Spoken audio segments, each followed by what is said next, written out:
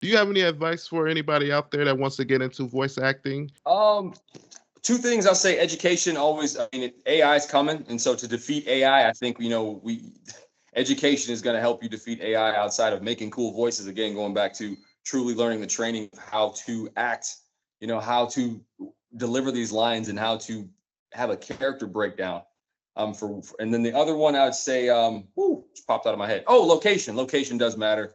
Okay. Location does matter. It kills me to say, but I realized, I don't know, one day I had said it out loud and I was like, damn, I need to take my own advice. But location does matter. If you want to be in movies, you got to go where they're making movies. If you want to be in voice acting, you got to go. I love to say, especially when people are feeling down or depressed, I love to tell them, like, find your tribe.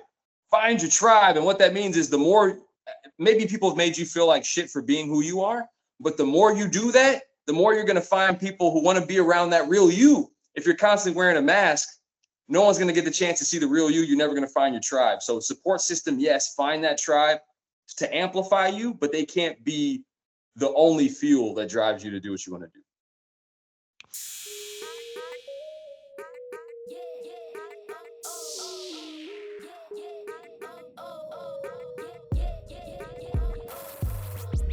Yo, what's good, YouTube fam? How you doing? It's your boy Raysean from the Raysean Gadson Anime Podcast, or RGAP for short. And on today's episode, we're interviewing special guest Kamen Casey, a professional voice actor who is known for Blue Lock, Classroom of the Elites, and Frieren Beyond Journey's End. Join us as we dive into the world of voice acting, exploring Kamen's personal journey and achievements, uncovering his anime origin story, and discussing our favorite actors. We'll also be sharing tips for anyone out there trying to be a voice actor. If this sounds interesting to you, then sit back and enjoy the ride. And don't forget to like, comment, and subscribe wherever you're listening. What a bunch of bullshit.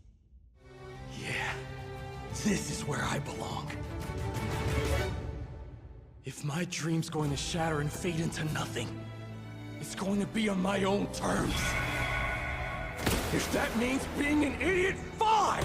I should be proud of that fact and lean into it 100%! Let me be frank, Ayana Koji. I have serious doubts about your ability to pull this off. I'm prepared to do exactly as Horikita orders.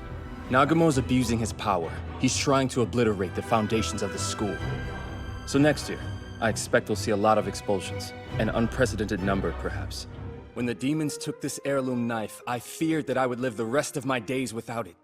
When you help Lecker, the greatest chef of the century, then I, Lecker, will help you to the dining experience of a lifetime completely on the house. Oh, don't worry about this place, Miss Frieren. In 100 years, the food here will be just the same.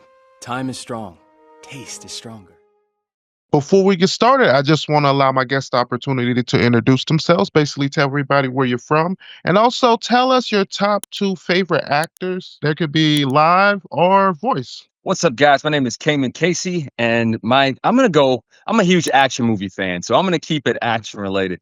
Oh man, no order, but I'm gonna say Jason Statham is my guy, man. I just know what I'm gonna get. I know what I'm gonna get when I click on this movie. Asses are getting whooped. It's about to be a good time. Absolutely love that. I'm gonna throw in Wesley Snipes, who's also classically trained. He's got a theatrical background as well. So, but also I'm gonna cheat and throw a third one in there for you guys. Tony Jaa. Oh man, I studied so much Tony Jaa growing up. The way he incorporates his culture as well is just so freaking cool. Okay. That's pretty dope. I think those first 2 picks, I'll probably, they're great picks, but I probably want to pick them myself.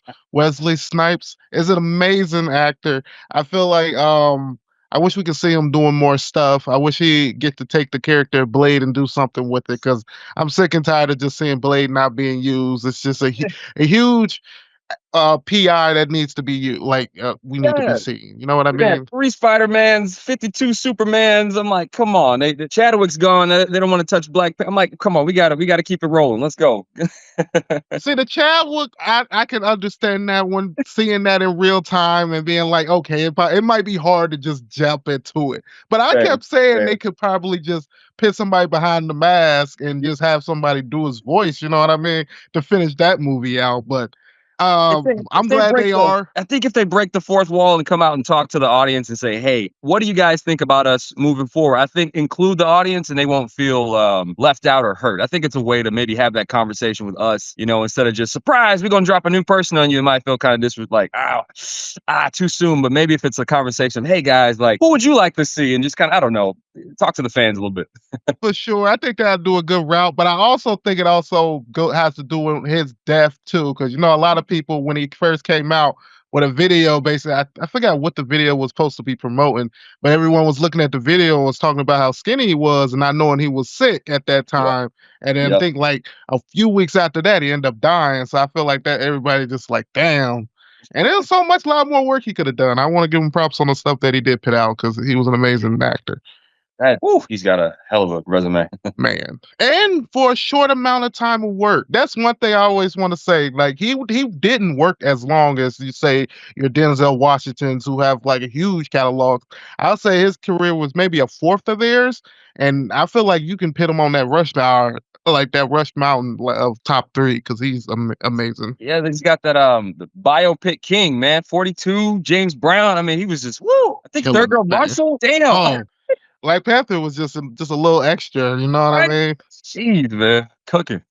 For my top 2 actors, for my first one, I chose Leonardo DiCaprio. I feel like when it comes to serious and when I think of an actor, that is the main person I think of because I just think he always immersed himself into all his roles and everything. I think he's played really good as a bad guy in a lot of movies, such as Wolf of Wall Street and the Django. I think even though the Django is an iffy role, I want to say, but I feel like he executed it really good, and I like the fact that he's able to hold on to his guns of not doing sequels because I feel like that has helped his aura as an actor because it doesn't allow for how sometimes the sequels can hurt the first movie and stuff like that. I like that. For my next one, I chose a voice actress. I chose Linda Young.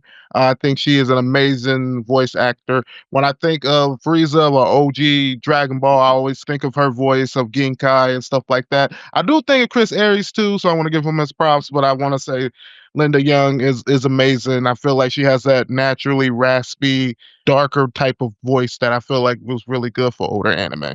See, I like your second pick. Your first pick, that's like saying Michael Jordan or Kobe. It's like, that's a safe pick, but tell me about you. I like the Linda Young one.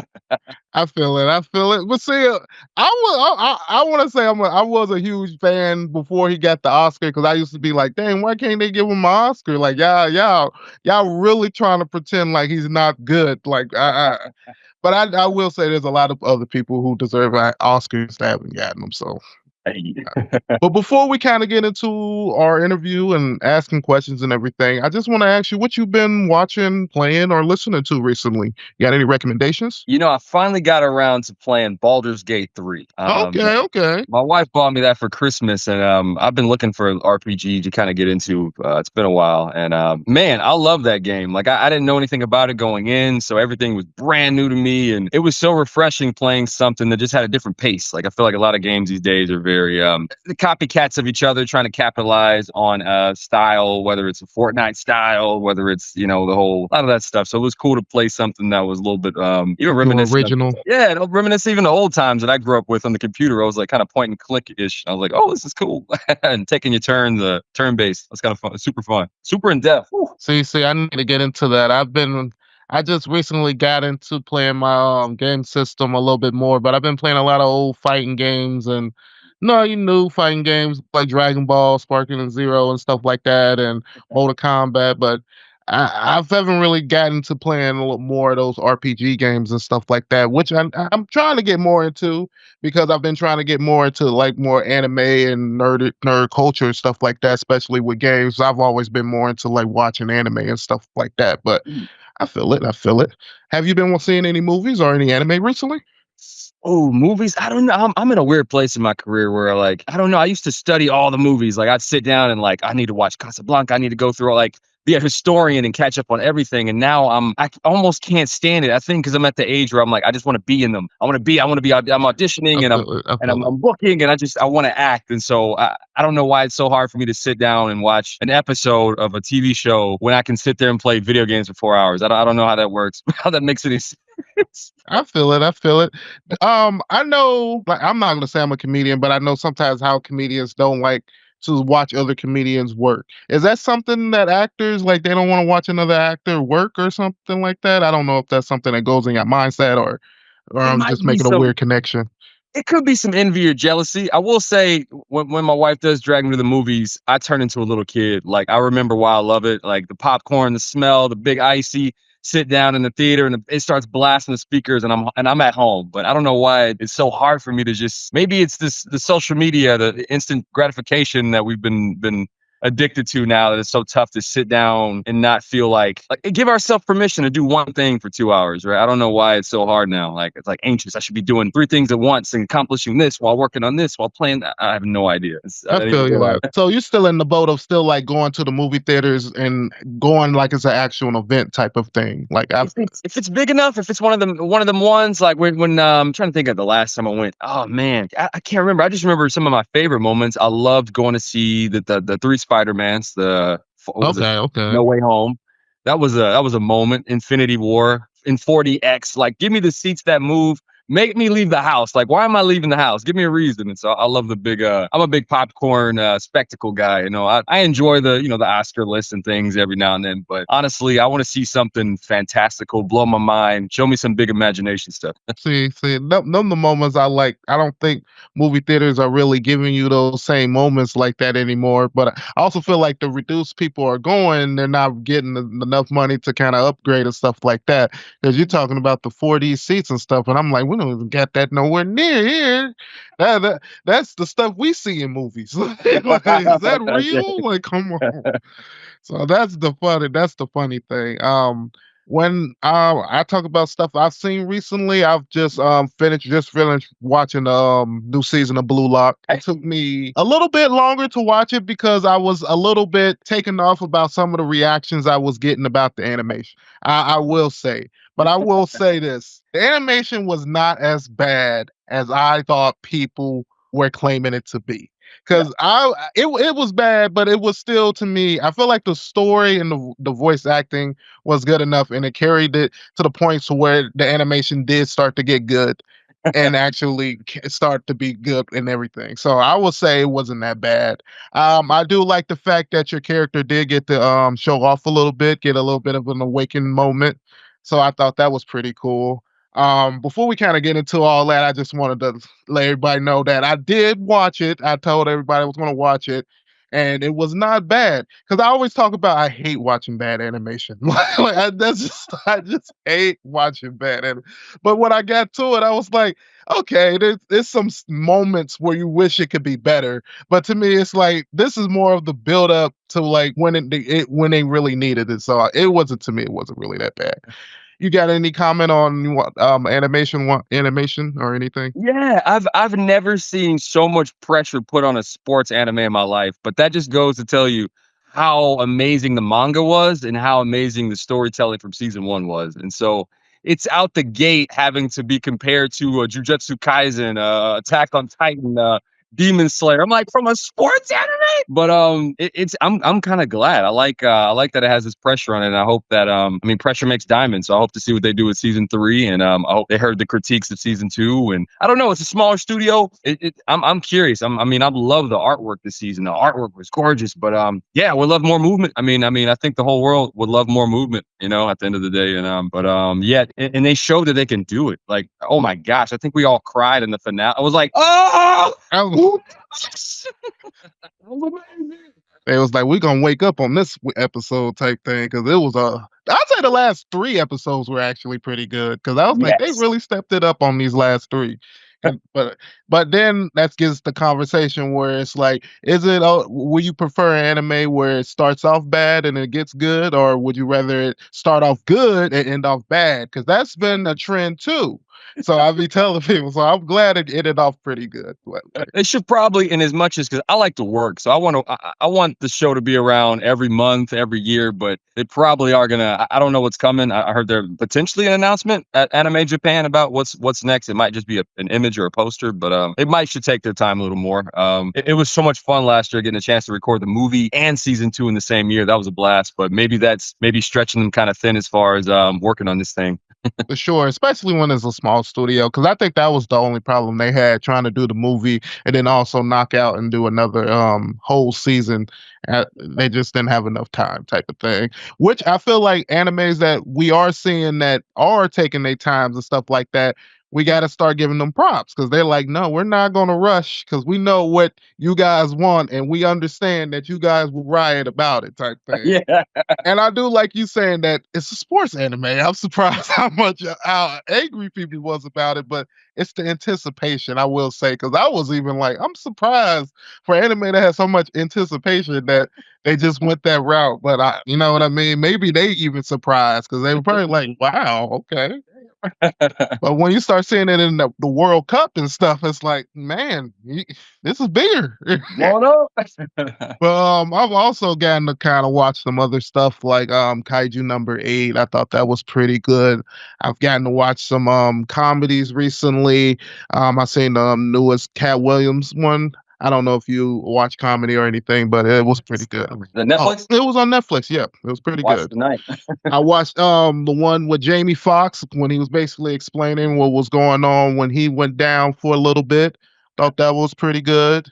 I will say it is interesting. I can understand why people think he may be a clone. I'm not in the same head spin. I will say it was like you thought it was over, then he was good again. It was like, oh, okay. You know, some people got God like that. You know what I mean? So, it's interesting. I did see Dave Chappelle on SNL. That was a masterclass. Goodness, man, Dave. Woo. He just does it amazingly. He's just a beast. I'm glad they keep bringing him in now. It seems like every time they do like a presidential type of the presidential flip change of hands, they bring him in to kind of see if he can bring everybody together and talk on both sides. And I think he's pretty good for the job. He's a really good comedian in that aspect. Yeah, he can grab the childish fun and vulgarity of like a Richard Pryor and combine it with the teaching and the wisdom of a Carlin. Like he's able to do both things. Where I like that comparison. That's a very good comparison right there. He can do a poo-poo joke and then teach you how to be a better leader at the same. You're like, what? How did he do that? We're laughing. Why are we crying now? How did he do that? Well, and then to me, it's kind of contrast to because I think Bill Burr did one recently, and I thought his was. Which I think Bill Burr is a top 3, like up there, like right next to Dave Chappelle. But I feel like the one he did, it just wasn't. I don't know. Sometimes I feel like sometimes people say they don't let the environment or like people opinions come in, but I feel like it does affect them somehow, and they're just not the same like they used to be. Like, and that's just my opinion. If you get what I'm trying to say. Yeah, I did feel. I always wonder as the guys get older, like the material that they're going to come up with, and how personal it's going to remain. And before you might not have the same connection, so you're able to kind of throw barbs a little bit sharper. And so as they get bigger and bigger, I'm always curious to see what content or what content's going to be in part of their piece or their set. So it's very interesting to watch because I'm getting older and I want to hear stuff. I want to hear them get older as well. Like I remember the Chris Rock special where he was talking about Will, and we were all, of course, anticipating that the Will's drama and stuff and speaking on that. But everything before that felt kind of like, damn, is this Chris? This the Chris I know? I'm just kind of surprised. I want to hear, tell me, like, teach me some things. Like I like Tambourine. I love him talking about Tambourine was pretty good. I thought that was really good. Like, teach me something. I've never been 50, 60, 55, all those things. So I want to know what you're going through, and of course they're going to make it funny, but I love when we get to grow up with them. That's funny you bring up the Oscar thing because just before we got on here, I seen that Will Smith is actually maybe not hosting, but I guess giving award out at the next Oscars. And I was just, I don't know, my feels on that. I just I don't know. I'm not a comedian, but I always feel like when you like step on stage and you came up there and attacked him live on stage, I just felt like you pit a lot of people who do live performances in danger because you kind of made it seem like it's okay for someone from the crowd to come to go on the stage and attack you because they don't like a joke. And that was always how I felt about it. But how do you feel about it? I was just, I don't even know how to to this day I watch it. It looks like one of my family members that I just want to help. Like, why did he do like I just and I mean and not I mean Will in that in the sense of like a career spanning 30 years. Yes. And in this moment, that nowhere during that walk up did it go, this might be a bad. Just kidding. Like I don't know. It was so uncomfortable, and I'm not sure what I saw. I don't want to be the conspiracy guy, but I was just like, it feels theatrical, and I'm uncomfortable with why it might be. I don't know. I'm just like, what is this? What's going on? What the hell's going on? I'm too low on the. Yeah, I don't get. I'm not. I don't get paid enough to speak on it or to know much, but I'm like, damn, this is interesting. I don't. Why? I guess why? Why right now? Why right here with the cameras on? Like, get them backstage. Backstage, right? We hear about it on TMZ or something, but like, damn, all the cameras rolling. That's just on your biggest night. It gotta be two black men, and they end up big on the at the highest of each of their fields. You know what I mean? Like, it's just like, dang, it gotta be us. You know what I mean? Joke wasn't even like he could have really went. Like, I'm like, damn, that's the joke. Like, all right. That's what I've been saying. I'm like, it was a G.I. Jane joke, which I mean, if you do more Googling to it, it's not even that like horrible. Like, I don't know, man. I just think the whole just reaction of the whole situation. I don't know what was going on with Will. You know, people have their own theories and they can look at a person and tell what's wrong. And I'm like, if you can do all that, I'm surprised we haven't solved more problems because like you look like you got a superpower. I think I felt like I was watching something that was none of my business. So I'm gonna continue to support both those guys and watch, what they got. For sure, that wasn't my business. I don't know. Now we're gonna go ahead and jump right into our interview. Get done with our discussion. I kind of enjoyed it. Kind of vagued a little bit off of anime, but sometimes I think that's where the real conversations come in. You know what I mean? But my first question I want to ask you basically is what made you want to pursue a career in voice acting? And were you afraid of the new challenge? Yeah, it came to me through theater. I was studying theater at SMU in Dallas, Southern Methodist University, and trying to get a theater degree. Surrounded by people that have been in the arts since they were a kid. I was very, very out there on the island by myself. I grew up with athletics. I grew up public school. Theater wasn't on the list of things I thought I was going to be doing, but I wanted to be an actor so bad. I grew up in front of the screen watching these movies, especially action movies. I always want to be an action star. Man. And then one day I got a friend of mine that I did some Shakespeare with. I think, Marcus Stimmick. I'm pretty sure it was Marcus Stimmick. Oh, you know Mark Stimmick? Oh, man, yeah. That's funny. That's dope. I've interviewed him a few times. We go back 10 years. Oh, geez, 12. Oh, man, 2013 is 12 years. I don't know why I thought that was not that far away. Good Lord. But yeah, he hit me up to do some Walla on, I think, One Piece. And Walla is when multiple people, probably a max of 4, stand in the booth on a microphone and create the background noises that you guys hear, like screaming, and whether it's monsters stomping through the town and everyone, help! And they layer all the screams and yells, or just people in the cafeteria in high school talking, oh, did you see so-and-so? Oh my God, look what she's wearing. I hate my class. They'll stack all those voices. So that was my in. I got in through Walla and fell in love with it. It was not on the radar of something I thought I'd be doing, but being able to study acting opened up all these doors. That's amazing. That's amazing. I've always wanted to kind of get into acting and basically study it and stuff like that. But see, I've never really been able to kind of get out of my shell of being an introvert and kind of expressing myself to other people the way I want to express myself. I always feel like I kind of come off more as a robot when you kind of put on the spot and you're just kind of just saying what the lines are and you be like in your head like, damn, if I could do it how I just pictured I did it in my head, man, y'all would have clapped. I swear y'all would have clapped. Like, you know what I mean? It is funny. I was sitting in acting class one time and I just broke out of nowhere. I was like, yes, Kamen, I always got something weird to say. I was like, it's amazing how hard we're working to just try to be what we do every day. Like, this is why the second someone say action, turn the camera on, we don't know how to drink water or have a conversation or an argument or fight for what we, all of a sudden we're like, this is amazing. It will get to, I don't know what it is, but to me, it's just like, man, now you're on the spot. And even though you prepared and did all this stuff, this is to me, even from like presentations, like I made this PowerPoint But now that I got to do it in front of you guys, oh shit, let me check and let me make sure this is on the slide because I cannot mess up. But I think that's pretty cool that you've been able to pursue that and get into theater and everything. Have you been able to pursue that? Because I've seen that you've done a lot of short films and stuff like that, and being also a producer. So how did that basically come into play? Man, this dream, the short version of this dream started with me finding a camera, a home movie camera at my parents' place, and was like, "Hey, this is cool." You know, I just started waving it around, and then I found Windows Movie Maker, take you way back on the PC, Man. and started just making videos with my friends back then before YouTube, but then YouTube came out in about 05, 06, and then we started uploading videos there for fun. And I don't know, then it was time to graduate, and I didn't know what I wanted to do. So I went to community college and just knocked out the basics, you know, and took a TV, film, communication class. They just stuff all those things together in one class. But finally, I took a theater class. I did some theater in high school, but you know, never really was like, it's nothing I can't have a real career with this, right? And then I took a theater class in community college and fell in love with the teacher. This old wise lady named Alice Butler. It's like Yoda. She's like, you need to be doing this. I started crying. I'm like, show me the way. Like.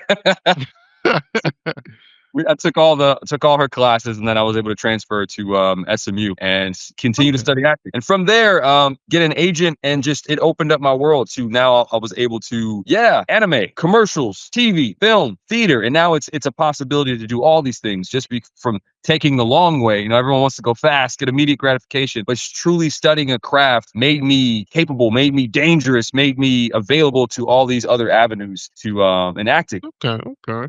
So do you when you are out there filming and directing for your short films, are you the one making the scripts? Or are you the one calling your actors? Or because I see you also starred in some of them too. So are these listed under your credits? Like when you should go on the auditions for live performances, are you like, oh, I've been in these and stuff like that type of thing? The ones that I've done myself, I would list them lower than the other ones that they'd recognize. But I won't take them off the resume, but I'll definitely, you know. But yeah, those are a challenge and monster in themselves. But they're born from either having something to say, so you're gonna go write it and make it, or putting yourself in a role that you want to show people you can do. So for me, I want to be an action actor. I want to be, you know, Jackie Chan, Wesley Snipes, Jason Statham, Tony Jaa, all these guys. I would love to continue that trend of action actors, of especially actors that do their own stunts. I know it's a dying breed, and it's a big insurance issue. You know, I understand now. You know, it's good to have a stunt double for sure. But you know, I would love to do that, but they're not casting for that. Nobody's having auditions for that. They're like, no. So I'll make my own action movies from time to time. And yeah, it's if you want that dream to come true, it's directing, editing, writing, special effects, sound, calling everybody up, getting the location. But how bad do you want it? You know, it's up to you. Wow, that's amazing. Because I've always had like ideas for like little film projects that I would want to do. So like, how do you get the budgeting and stuff like that for a project? Like, do you do like Indiegogo or something like that? I've seen people do crowd raising fund websites and stuff like that. Yeah, we'll try. We'll do a GoFundMe, and you know, it's of course the older you get, the more people are like, get your grown ass some money. When you were younger, like, oh, that's so sweet, we'll help you. You get older, it's like, what you doing? And so it's my buddies and me funding it and doing our best to in relationships. Because let's say you got a restaurant, we can promote your restaurant in the film if you let us use a booth. You know, we'll come in at after hours and knock it out, and you know, put you in a movie. Okay, so do you put them on YouTube or Tubi or? I've made two feature films. One was an action movie. One was like a college drama I made right out of college. It's more of a dramedy, but I put both of those on Amazon. Okay. Before it was Amazon Prime, I think it's just called Amazon Video now. Wow, that's pretty cool. Only reason why I asked because my aunt just recently was working with her friend and they made a movie. And they told me they put it on Tubi, and I was like, I didn't even know you could do that. Like to me, that process just seemed crazy to me. So like, I had to go watch it and everything, and it seemed like, you know, a movie like someone made. You know what I mean? It wasn't like super like fancy or anything or what, but it was good. I thought it was pretty good, especially for somebody that actually had an idea and went out there and did it. So. To me, it's crazy when people actually have an idea and actually do it. Because to me, I see a lot of people have ideas, just don't do it. You know what I mean? Yeah, it's like life is short. Are you gonna wait for permission, somebody to call you to say, "Hey, I'm gonna allow you to be an actor. I'm gonna allow you to make a movie. I'm gonna allow you to be in this thing." Or you can be like, "Nah, skip that. I'm gonna do it myself. I got a camera, I got audio, I got a mic right here, I got some friends, and a house. Okay, if the whole movie got to be in this damn house, I want this to exist. I'm gonna make it happen." You know. For sure. I like that. Moving to my next question, I want to ask you. What do you find most rewarding about being a voice acting, and kind of least rewarding or challenging? Honestly, I'll get a little deep with you.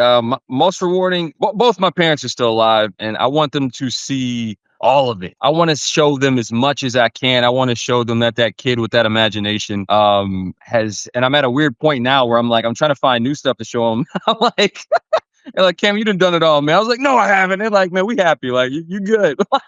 So I love this because we grew up. Me and my dad grew up in front of the TV watching Dragon Ball. Before Z, and so Dragon Ball and then Dragon Ball Z. I don't think Johnny Quest is an anime, but just the animations and things like that. We grew up in front of cartoons as well, and so him getting to see his son, who was just sitting, he was about this big, a little fart, now doing these different anime. It's just, I love their reaction. I live for their reactions to that. Least rewarding, it's competitive. It's competitive as hell, man. I mean, what isn't, I guess, but I think a lot more people think they can do voice acting before on camera work. So there's a huge influx of people trying to get in or that are in, or Has this been since the pandemic? Oh, yeah, it probably is an uptick. It probably is an uptick since then. I never thought of it that way, but because it just always has been. But I definitely think people, and not that I'm not mad at that. It's just they definitely think it's easier though. So they're like, "Oh, we're all going to go for that one." And so it's a lot of navigating who's teaching it correctly, navigating who's actually in the industry, navigating who really to be talking to about certain elements and crafts and things like that. So I think it could be challenging because there's not a lot of roles. I mean, there's not a lot of, and there's dubbing, and it's the conversation of dubbing versus acting and how they're related and how they're different. It's not to be offensive, but some things are dubbed, and some things are built around your lines. So when it comes to dubbing, when Reo's flapping, those flaps are to the Japanese voice actor. Yeah. I come in and do an English dub where we're fitting in as many words as we can that the beautiful script writers have wrote for us to fit in there. But it's not like I went in the booth, laid it down, and then the mouth. No, we're dubbing, and so it's very limited in like your acting. Yeah, so that's his own skill set. It's two separate, things. So it's interesting. It's kind of the Wild West. I'd say, I guess all art is in a sense, but I definitely noticed it more in voice actor. I'm like, woo, there's a lot of disputes. Like I never really used Twitter like that, and somebody told me to make one after I booked my first supporting role at Crunchy. And anytime I click on Twitter or X now, it's just chaos. Everyone's just fighting. I'm like, this is crazy. Oh, right now it is. It seems like every time I get on Twitter now, it's either something about what's going on in the Twitter world or something politically going on, or you just be like, man, I'm just trying to just check on my little anime stuff and see what's going on. I care because we got the president now where you kind of got to care what's going on. Because you don't know every day. Oh, man, you don't know when you're going to wake up and still be a citizen. You know what I mean? I'm on the side where I'm just trying to keep my mouth shut and just act like I don't know what's going on until it's on my side. Because I'm like, they said he had a 90%. Y'all want her to like, I can't argue. Read what you saw. Man. But I agree with you. Social media has been kind of crazy out there. But for the most rewarding, wanting to do something that your parents and stuff can see, that's kind of my goal. Is something I want to leave something where, like, even when I do eventually pass or die, that it can still be here as like a record, So I always see like voice acting is that like that's something people do get to see you when you're gone, you know what I mean? Because that's always going to be credited to you. So it's kind of like always kind of leaving work out there. So that's how I see it. That's how it felt working on Blue Lock, where I can't remember what episode I was on, but I finally looked around and realized this might be the first project of my life that's going to outlive me.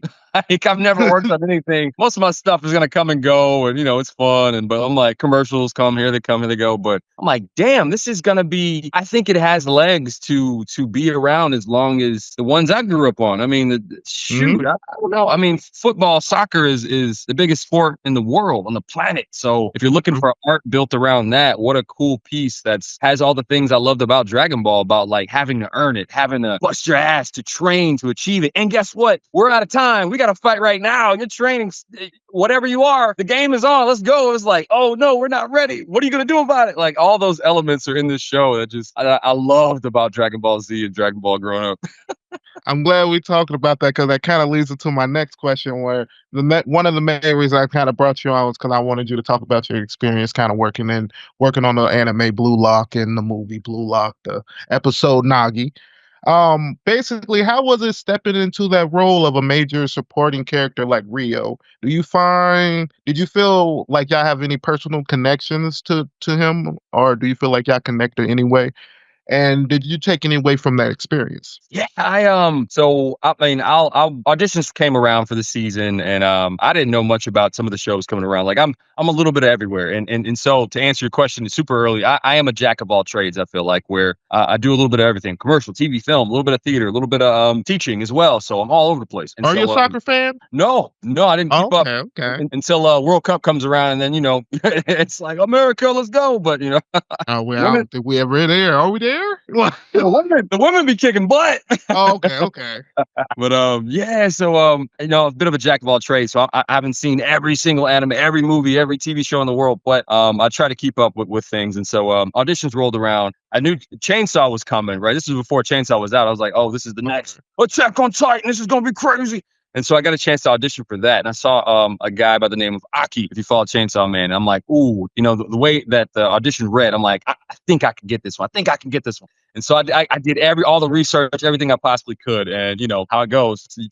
Some you get, most you don't, right? So I came and went, another awesome, talented voice actor got that one. I'm thinking, oh, damn, I didn't get anything this season. Cool, moving on, go focus on something else. And all of a sudden I get an email that says, hey, Jonathan Rigg wants to cast you in a show called Blue Lock to play Reo Mikage. I'm like, what is a Blue Lock? I mean, I'll come in there and burp on the mic, whatever, I'm down. Like, right, I'll come in there and bark. Well, I'll play the dog. I don't care. I like to work. I like to make money. So sounds good. Only bad work is no work. Right. And so it said episode 7. So I'm thinking, okay, I must be someone's uncle, friend, one-off. Usually that deep into a season, it's kind of like, oh, I'm cool. I'll come in there, say a couple lines, put it on my resume. Sounds good. Little did I know this dude was going to take off and be, Japan just had a vote of like favorite Blue Lock players, characters. I think he was 3 or 4. I think it was. Wow, okay, that's interesting. I would have never guessed that. And boom, I think it was Isagi Rin, Reo Kaiser, for the manga readers. Sorry for the anime people. And I can't remember number 5, but I was shocked at how much fandom Reo took off, especially over there.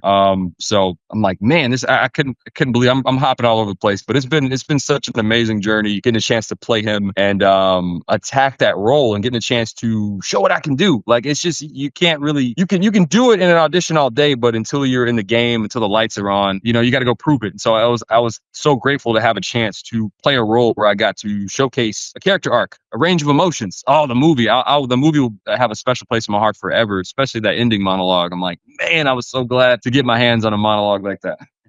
I think this newest season, we've really gotten to explore more of Reo, because you got to see a lot more of his emotions, and also kind of see more of a side of a character where it's like he's trying to get up to the level of his friend. You know what I mean? He understands that his friend's at a higher level and he's trying to get there. And I like seeing that kind of reawakening he gets when he kind of gets to be a little bit of the main character and gets to show off his ability to basically copy people's moves and stuff like that. Because, I mean, it came to help them when they really needed it in the match. So you got to give the man his props with that. I'm saying, because you watch season 1 and you get to feel like, man, this guy's just riding his friend's coattails. Like, he's just, take me to a World Cup, man. Like, but then you watch the movie and go, oh, damn, he was the one who orchestrated all this. He was dragging, come on, Nagi, let's go train. And you realize Nagi's the lazy, the way I put it is Nagi's the prodigy, Reo's the genius. So Reo can pick things up once he figures it out and spend some time with it. Nagi can just roll out of bed and do it.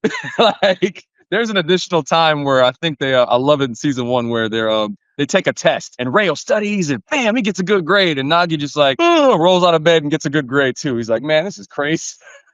And that's when it's kind of like, that hard work and that, like, just raw talent where that kind of like where that meets up. And, Rayo, we seeing putting in that work because it's like, it's no way he's going to catch up to Nagi without putting in that work. Because other than that, man literally just gets out of bed and just is a monster. And I like the fact that his ability is even affecting like the main character, where even the main character has to push himself because it's like, damn, this motherfucker is like, Jesus, like you didn't play no sports before this. Okay, that's one of my favorite lines of season 1, where I think maybe Bachata scored. I think maybe Bachata had an awakening and went off, and I think they were like maybe team V was up maybe 3-0. I can't remember, but I think Bachata scores 3-1, and then Reo starts getting fired up, and someone asks him, like, "Hey, Ray, are you mad?" He's like, no, what is it?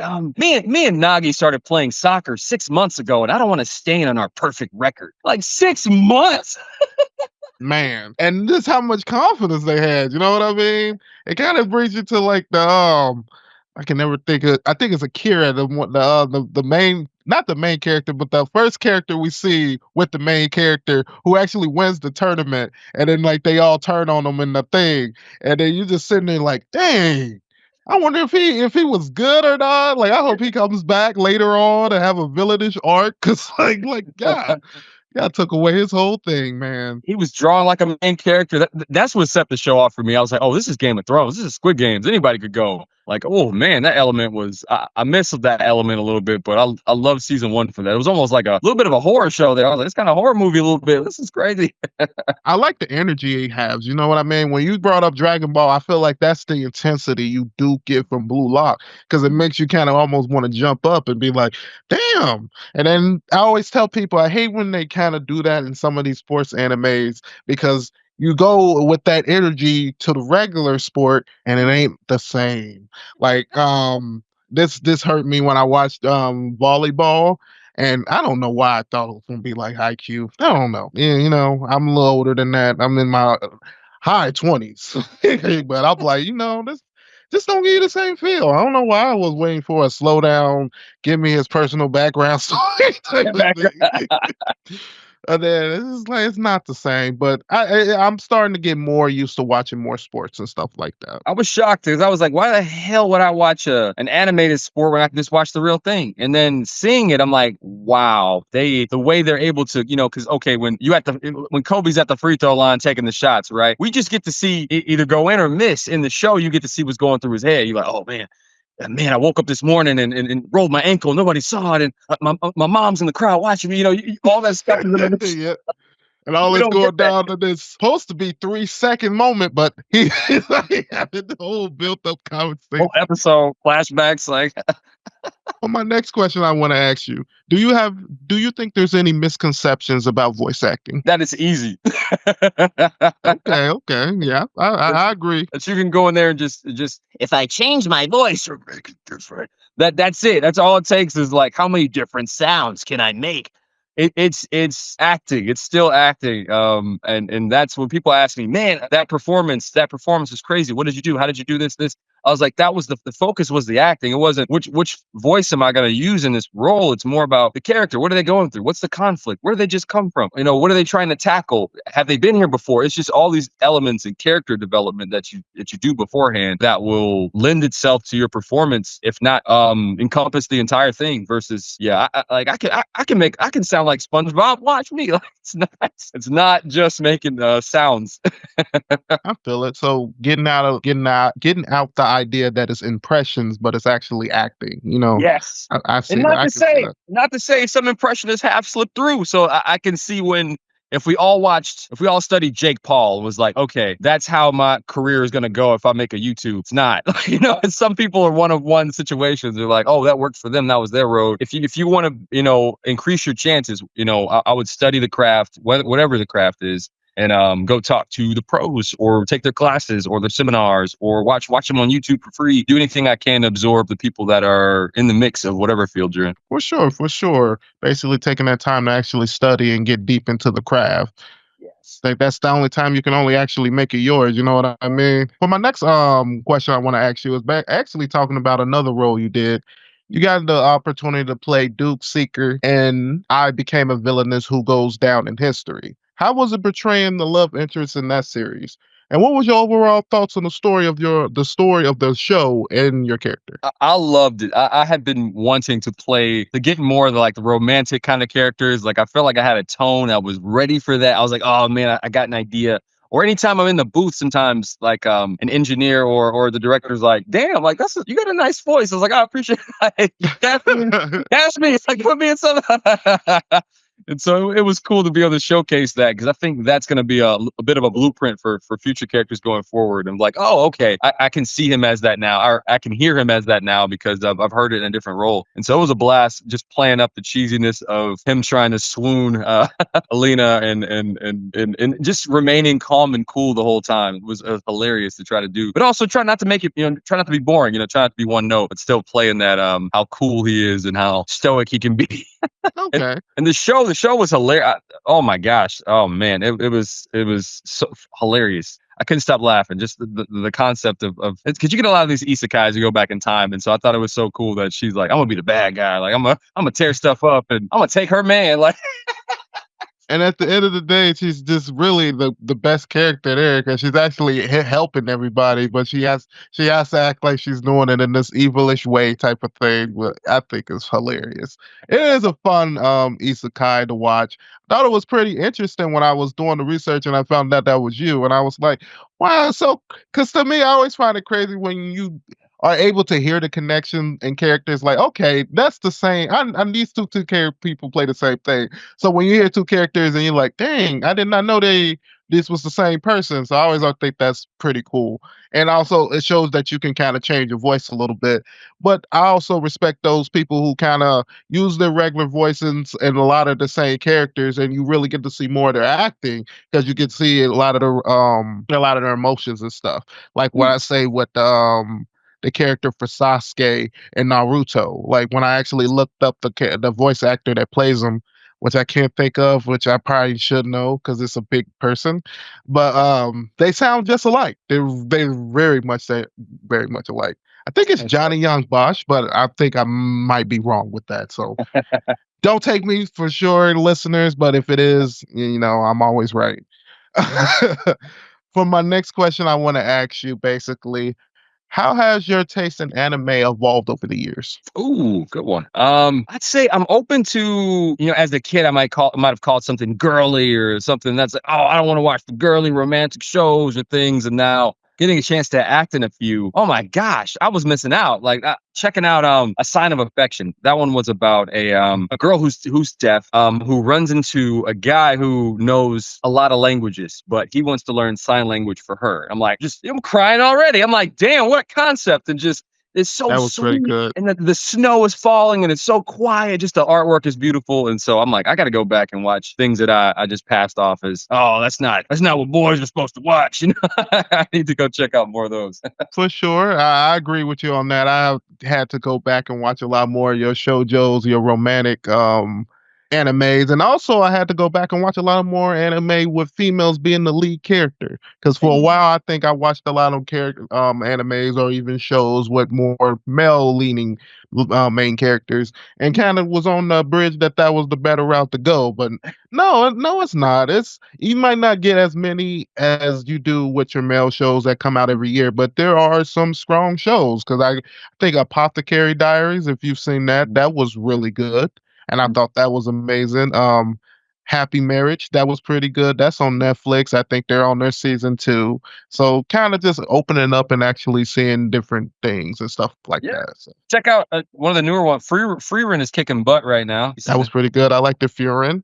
I think I can't see. Sometimes I feel like I watch so much anime and I get out of place on what year I am, because is that I think that was a big one last year. I think if I remember, because you had your Bleaches and I think My Heroes and stuff at this year. So if you want to see a classic, Ghost in the Shell, that movie. Woo. Okay, I gotta check that out. It's like sure. Matrix. It was an inspiration. It was some of the imagery in Matrix was they borrowed some stuff from Ghost in the Shell. If you weren't doing voice acting, what would you be doing, or acting in general? There's this tiny itch in the back of my head. Maybe it's ego, but I always thought I could be an Olympian. I don't know. I feel like Okay. if I really, And what? I don't. I want to say track and field. I want to say track and field. I think if I had the right You shouldn't training, say anything. I thought you was about to be like, I was about to be like, but man, okay, maybe you that beast. I Okay. figured track and field, and maybe I did track and field, martial arts, and swimming as a kid and as an adult too. But I always thought if I had the right training, like I was eating. I mean, high school lunches, just the junk. I ran a 10.8 in the 100-meter dash off of PB&J sandwiches, pizzas, and cookies. Like if I really were taking the protein shakes and eating chicken and broccoli and just had a like an official school or training or academy or started when I was younger, I always wonder like how far could I really gone with sports. I don't know. I just always, the older I get, there's no way to go back and find out, but that's it's not really a regret, but just kind of wonder what if. Wow, that's an interesting, like, if I didn't do this, I've been an Olympian right now. I don't know if I would have been. I just feel like I get jealous when I watch the Olympics. I love the energy. I love the For crowd. sure. I would love the pressure. Put the country on my back when I run this race. Like I want that eruption of the crowd. I don't know. I get so like amped up watching them go, and I'm like, I want to do that. See, I always say the Olympics is kind of like one of those very cutthroat type of things because you train so hard to get there and go through so many competitions, and then it's like you don't really get the gold. It's like I don't know, like see, I don't know people's mindset, but I feel like to be at the top of the field, it's gold or nothing. You know what I mean? Like I'll take this for the cameras, but I don't want this. You know what I mean? I wanted that. This is what I came here for. So I just feel like that is such a cutthroat type of thing to get into, but to really show like you're the best at what you do. So I feel it. And then it's Sounds like amazing it. when you hear about certain people who are Olympic champions, like Mark Henry for being like the world's strongest man and stuff like that. So it's always interesting. For my next question, I want to ask you basically, what emotion do you find hard to portray? I feel like honestly the romantic scenes I think I struggle the most with, where if I definitely do work for and to get into that one. I don't think maybe naturally in real life I'm not the most I wouldn't give myself credit. I don't know. You have to ask like my wife about that one. I don't know if I feel the most romantic. I feel very action driven, like where I'll prove it. Like, you might come home to your favorite piece of candy. You're like, oh, thank you for thinking of me while you did this, or so I guess I got a weird way of showing it. So when I get to these scenes are very like lovey-dovey. I'll go across the world for you, baby. All this stuff. I'm like, this is so. You feel I cheesy really gotta and stuff. I feel bust you my on that. ass to get this one to sound as believable as possible. I'm with you. I'm not really with the cheesy, like always like being able to express moments like that, but I'm willing to show you that I care. But expressing my like feelings in front of people and then talking them out, that's just not me. I don't know why we gotta give our vows when I'm just trying just trying to say hi, man. You know what I Yeah. mean? I feel you on that. Which anime would you say has had the most significant impact on you? Oh man, I feel like a boring answer. I was gonna be Dragon Ball Z, so that one, You of can course. say it. That's mine. I'm gonna go current. Attack on Titan, I think should be taught in colleges. I think that should be a must watch. Okay. When I seen that, it was a writer who was writing just putting everything. I just feel like the chains were off when they wrote that piece. They were not. They just went for it. They really went for it, and I respect that so much. And the storytelling from top to bottom, to me, I loved it. I know somehow, blew my mind that some people didn't like the ending or had they wish it was a happy ending. But I'm like, I don't think you were paying attention to the anime if you thought it was going to be a happy ending. But it's a piece about war. It's a piece about war, and I just thought how beautiful it was to reflect. If you actually understand it, the ending actually makes a lot of sense. I loved it.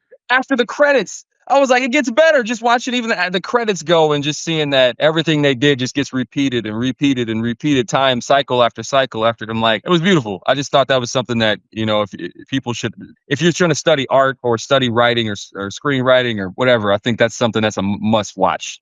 Man, that's crazy that you say that.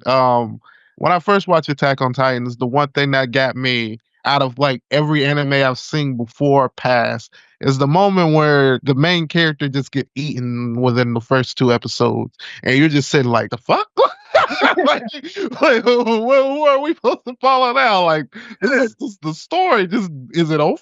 And then he's like comes back and everything. And I always just say that shock in that few moments really to me hooked me. And then the moment when you have Armin trying to basically stop them from attacking I can't think of our main character name right now, but him trying to basically stop them from attacking them in that moment, him coming out of his shell, I always liked it that moment. That blew my mind, man. That was because I'm like Aaron's mom. I'm like he got to get his lick back, like, and then he gets just. I'm like, no, he can't go out like that.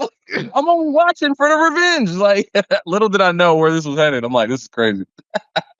Man, and then I mean, so many seasons after that, I mean, you see so many great fights and everything to it to come down to the ending where I tell everybody where it's like it had to end that way. He basically had to change the view of the world to basically have them be the good guys because it's like the shit Aaron when he awakened and was about to show his revenge, he was not playing. He was not playing, man. I love that he was still such a young man, a kid almost at heart. Because I think, what is it like? You get 4 years to live after you get the Titan or the Attack Titan, or 7. I can't remember now. But the fact that when you got to see his real personality, finally, people were like, "What? Why is he such a?" I'm like, Goku been a kid for 30 years. Like Goku been through hell and back, and is still a big kid. But this guy's an actual kid and can't have kid-like thoughts. Like that's.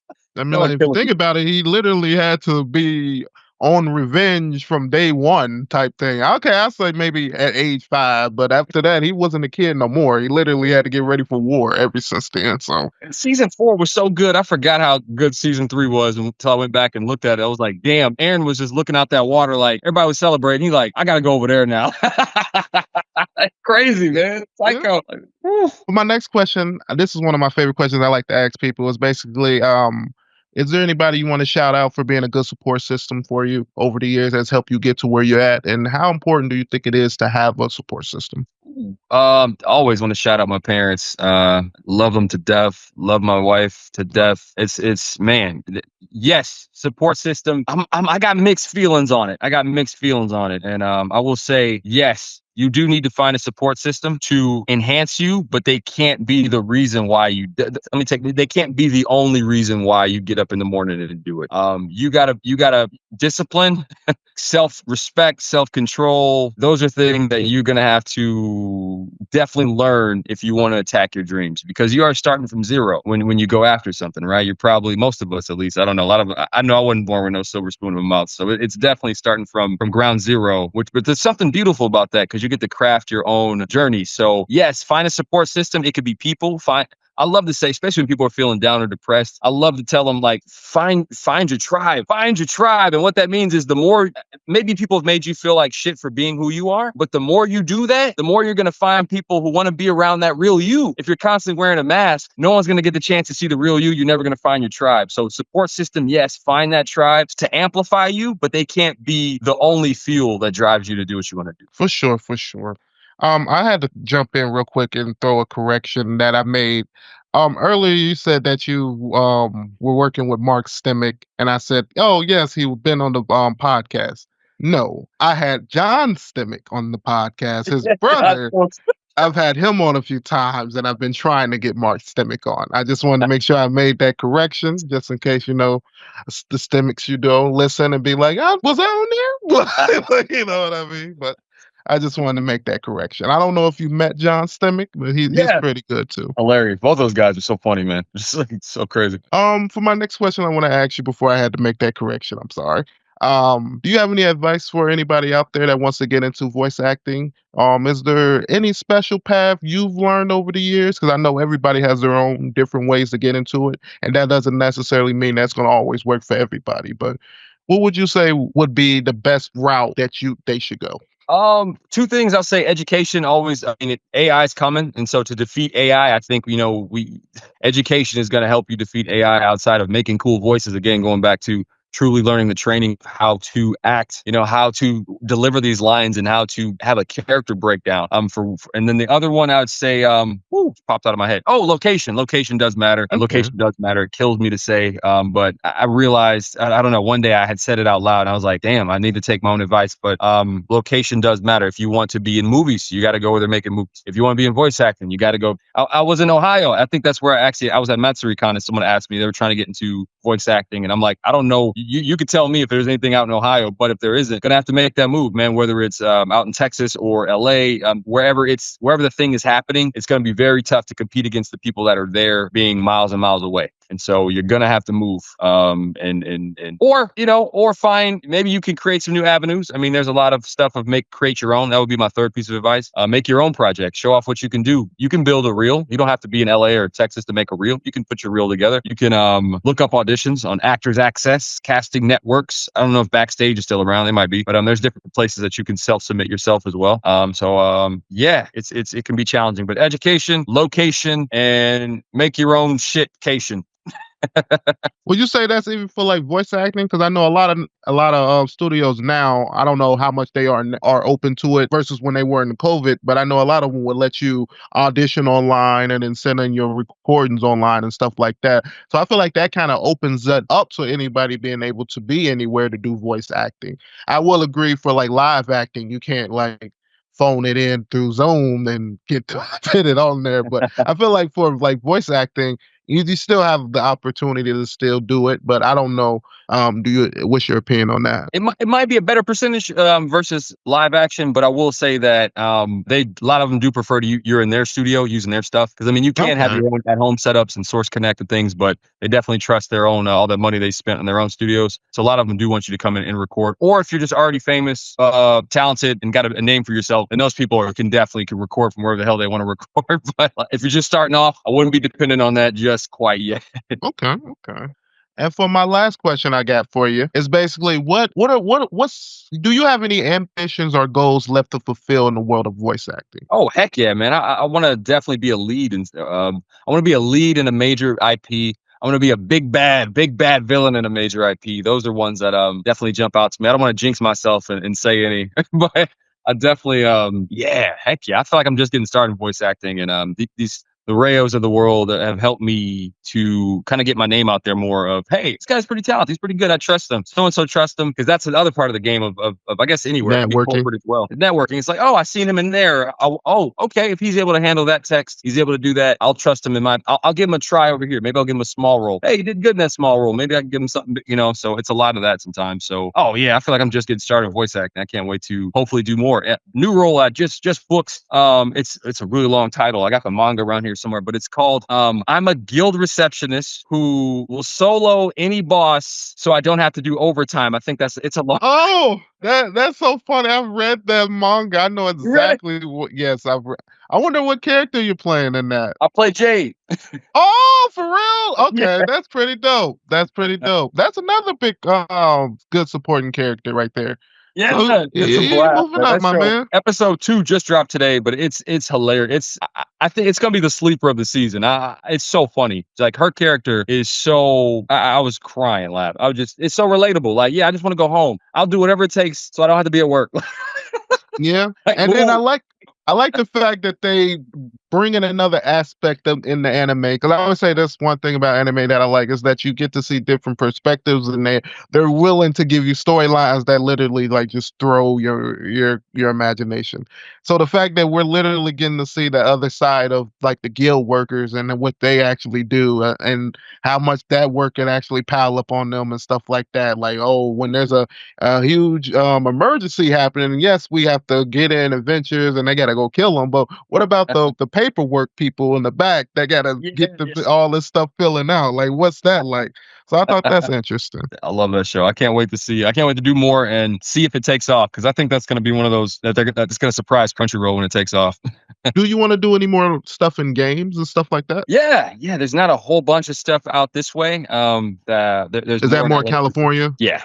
I do still think we have a few studios out here, like good lord, the Borderlands I can't remember the Gearbox. I don't know if the Doom guys are still out here. They might still be out here, but mainly definitely that's more LA, West Coast. Okay. What about, would you want to do some more live action projects and stuff like that? Heck yeah, man. That's my bread. That's like I'm home when I'm on set filming. Okay. Before we go, I just kind of want to ask you if you had a question for me or for my next voice actor I might have on, and that would be Steve Stanley. He plays the voice actor. He's the voice actor for Neji if you watch Naruto. Oh, heck yeah. I would say, I would wonder if I would ask him the differences between recording when he first started with that character and in 2025, like what changes have happened? Like, Okay, the difference. Okay, because you do get to see him in Boruto and also in Naruto. He does die, but you do get a flashback of, so that'd be interesting. Before we go, I just want to thank you for coming on, and I want to say you've done amazing in a lot of the characters that you have brought to life. Thank you, bro. Thanks so much for having me, man. This is fun. And thanks for coming on. And with that, I just want to say, in today's episode, I want to thank my guests again for coming on and chatting it up with me. I had a lot of fun and learned so much more about the industry of voice acting, and hopefully you listeners did too. Before we close out, I just want to allow my guests the opportunity to plug themselves and basically tell the audience where they can find you. I'm mainly on Instagram, just as my name, KamenCasey. Shoot me a message sometime. For sure. And I have all his links and everything posted below. And with that, peace!